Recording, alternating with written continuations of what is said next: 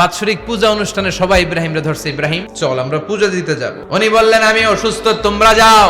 সবাই বলল ঠিক আছে আমরা যাই। ইব্রাহিম তুই আমাদের ঘরের মূর্তিগুলারে পাহারা দে। তো সাইয়েদনা ইব্রাহিম অবাক, কি রে এত মূর্তি, এত ভাবে আর অঙ্গভঙ্গি করে আছে, এত খাবার দেয়া, খায় না কেন? উনি ভাবলেন ওরা হয়তো খেতে পারে না, নাগাল পাচ্ছে না, কিংবা আমারে দেখে লজ্জা পাচ্ছে। নিজ থেকে রসমলাইয়ের বাটি তুলে ধরলেন। উনি বললেন খা। কেউ খায় না, খা নাইলে কথা ক। খায় না, কথাও কয় না, বাকি আছে মায়ের মারতে শুরু করলে। যতগুলো মূর্তি ছিল সবগুলো মেরে বড় মূর্তিটার গায়ে মারতে যাবে, in the meantime stop না, এটারে মারো। আর বুদ্ধি করে কুড়ালটারে বড়টার কান্দে ঝুলাইয়া দিলে।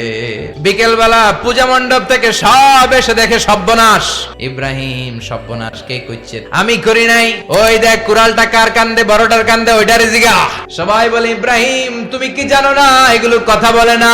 সাইয়েদনা ইব্রাহিম বলে যে এটা কথা কয় না, ওইটার পূজা করস কে?